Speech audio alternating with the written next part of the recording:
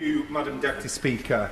Donald Trump's appalling threats to seize Greenland, along with his disgusting bombing of Venezuela, are a new form of gangster politics that are set out in his new national security strategy, which also speaks of boosting support for the far right across Europe. We have to deal with that reality, and Trump's threats of tariffs this weekend show how little we can rely on the so-called special relationship.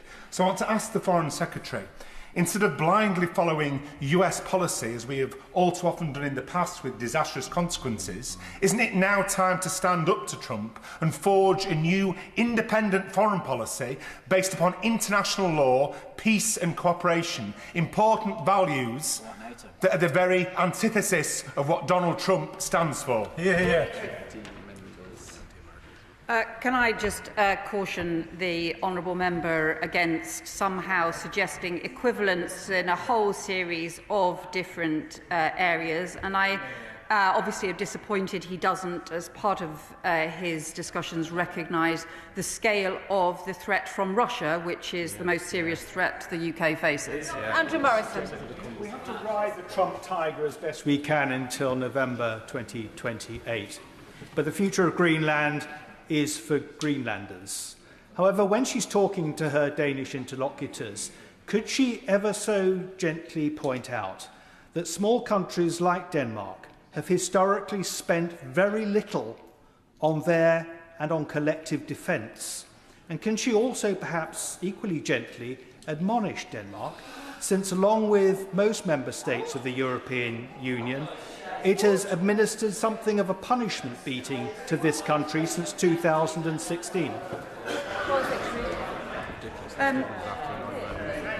Well, I'm going to say to him that I was delighted to see the Danish Foreign Minister in London today. He is a friend, and Denmark is a close friend of the UK. Denmark also stood firm alongside the UK, alongside the US, and including putting their own armed forces' lives at risk in Afghanistan, in other conflicts, in order to support close allies. I think they have shown immense dedication to principles of collective security. They continue to show substantial support for Ukraine against Russia, and I would just strongly show Denmark the UK's support.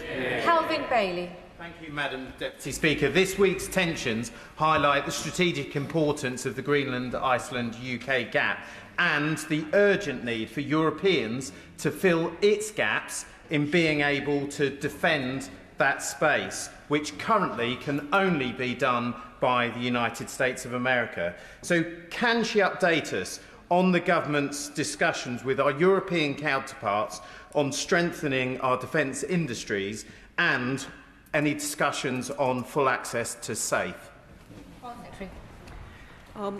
My honourable friend has immense expertise in this area. He's right to highlight the Greenland-Iceland-UK gaps as being crucial to maintaining the security of the Atlantic, and as one which a lot of the Arctic security issues are based. But it's also exactly why the UK and Norway are now jointly building new frigates as part of a major investment programme, one of the biggest defence contracts we have ever had, but also not just investing in jobs in the UK, but crucially in an unrivalled partnership to strengthen our maritime security. House. Thank you, Madam Deputy Speaker. I will happily accept tariffs to oppose Trump and his corrupt regime. Not my words, but a Bath constituent who emailed me today. Does the Foreign Secretary not recognise the strong feelings of so many of our constituents who are ready to stand up to the bully that Donald Trump is and want this government to do the same? Foreign Secretary. I think across the country there are strong feelings and about the tariff threats that we have seen. It's why we have been very clear that they are completely wrong. I would also say that I think the impact of tariffs is felt on businesses, on consumers, on ordinary families. In the US and in the UK, that is why, and in other European countries, that is why tariffs are completely counterproductive as well as being completely wrong. Emma Lewell. Thank you very much, Madam Deputy Speaker. I welcome the Prime Minister's calm diplomacy this morning.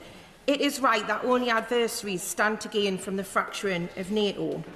I know the government doesn't believe the US President is serious about using military force to seize Greenland, but even just in the last hour, he has refused to rule this out. And my right honourable friend will also know that the President spoke about wanting Greenland in his previous term in office. He has long been serious about this. As the UK is the lead nation in the Joint Expeditionary Force, can she assure me that alongside NATO-level discussions, we are also engaging fully with our JEF partners? Foreign Secretary. Well, I can tell her that we do regularly engage with the Joint Expeditionary Force partners. Indeed, there were meetings around the Joint Expeditionary Force last week, and I believe are further such meetings later this week as well, which of course the Ministry of Defence is heavily involved in supporting as well, exactly because we take these shared security issues so seriously. We know for a country like the UK, our security depends on the alliances that we build, including with close European allies through the JEF. Alicia Kearns. Thank you, Madam Deputy Speaker. Greenland is being offered two options: to be sold or to be annexed. This is naked imperialism. The government of Greenland has made very clear that they will work with the US in any way that is necessary to protect our security and that of Europe's. But I'm afraid that beyond vague diplomatic assurances of diplomatic activity and claims of being hard-headed, as a result of today's statement, I am not any clearer on what the government is doing to keep us safe from these tariffs, but more importantly, to protect our security and the sovereignty of Greenland. Foreign Secretary. Well, what I would say to the honourable member, and I would be, actually, to be honest, I am surprised at that question from her, because she does have experience around foreign affairs, and she knows the way in which the diplomatic discussions take place and the urgency with which those discussions are taking place right now. She will understand the importance of those discussions. She will understand the importance of the collaboration with our allies and partners and the way in which those discussions take place. She will also have seen the results of taking a similar hard-headed and robust approach in previous issues and the previous discussions that we have taken and will continue to take forward. What I would also just say is that the people of Greenland, we have seen the protests on the streets in Greenland, we have seen the strong views expressed as well by the people of the Kingdom of Denmark more widely. We will continue to support them and their sovereignty. Sonia Kamal. Thank you, Madam Deputy Speaker. The 2009 Greenland Self-Government Act, Chapter 8, Section 21, states decisions regarding Greenland's independence shall be taken by the people of Greenland. Therefore, no external coercion should be applied to their people. What steps is my right honourable friend taking with our European allies to ensure that the Greenland's Self-Government Act is respected and that no major power can pressure the Greenlanders over their constitutional status? Well, I welcome my honourable friend's point, and this is exactly why my colleague, the Europe Minister, has been in touch with the Greenland Foreign Minister, and why I had many discussions today with the Danish Foreign Minister about our support for the sovereignty of the people of Greenland. It is for them to decide their future as part of, and for them and the Danes side by side to decide their future, and not for anyone else. Martin Wrigley. Mr. Speaker, I welcome the Foreign Secretary's approach, saying we should be working with our allies. I fear that Donald Trump does not agree with her, however.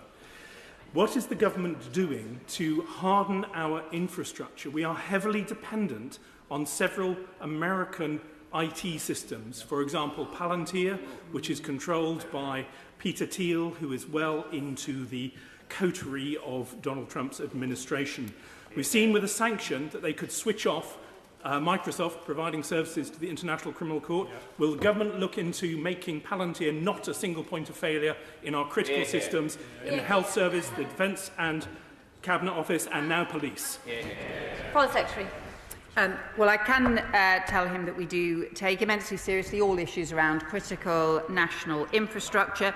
We do have long-standing areas, for example, in our security and intelligence Five Eyes partnerships, which do involve technology partnerships which go back very many generations. And in fact, I remember some of my first meetings with Five Eyes meetings in the US on this in over 25 years ago, and that technology and partnerships have strengthened since.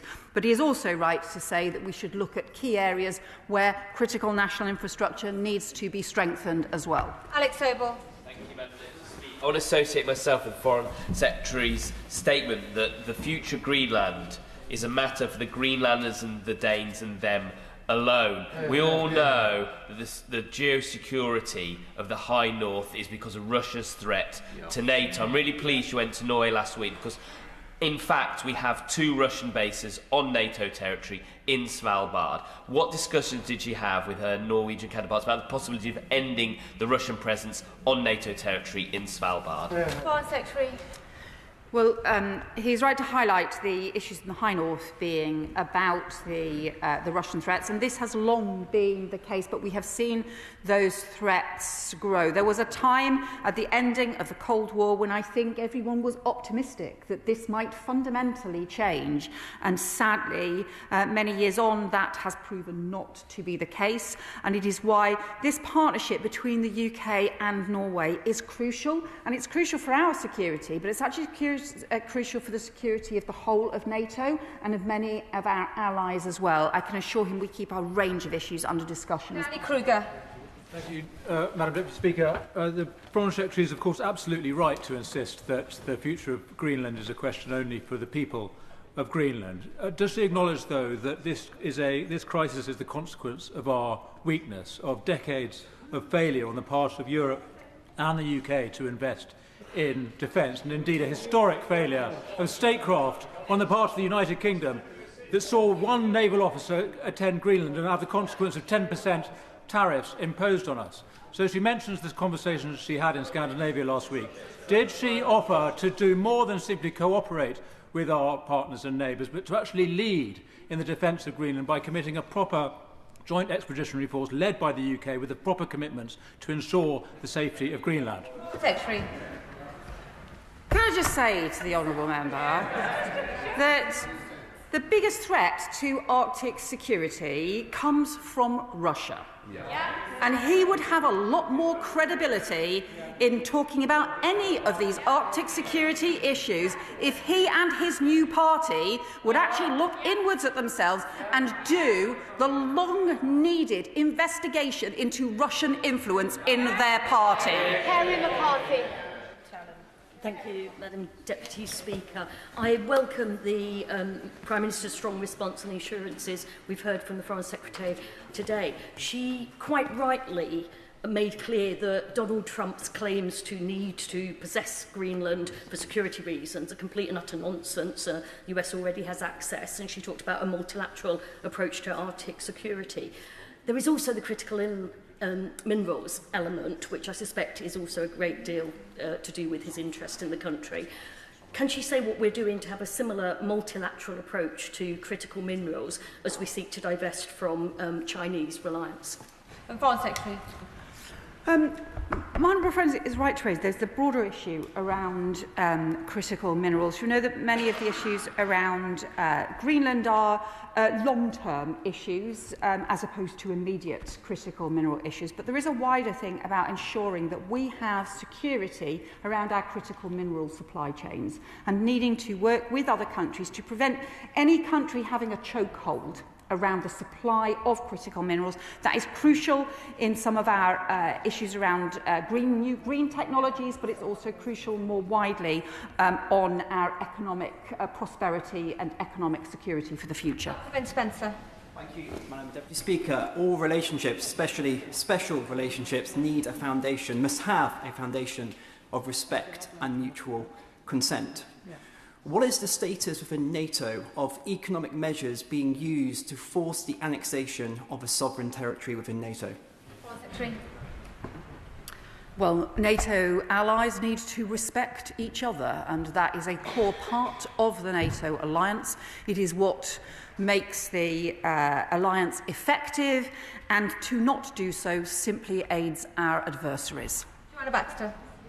Deputy Speaker, I welcome both the Foreign Secretary's statement and the Prime Minister's remarks earlier this morning. It may be surprising that neither Greenland nor the Arctic were featured as a strategic priority in the United States' own National Security Strategy, which was published in November. But transatlantic trade did. So will the Secretary of State make clear to the United States administration that both its goals of prosperity and long-term security of the Arctic can only be achieved through close cooperation with allies rather than dangerous rhetoric and actions that risk weakening the collective strength on which we all rely? I agree with my honourable friend because our economic prosperity for the UK, for Western Europe, for quite across Europe, but also for North America, including the US, Canada as our other NATO allies, our prosperity is strengthened by trade rather than tariffs. Our security is strengthened by the cooperation through NATO and by respect for each other's sovereignty and collective security. Subscribe to One India and never miss an update. Download the One India app now.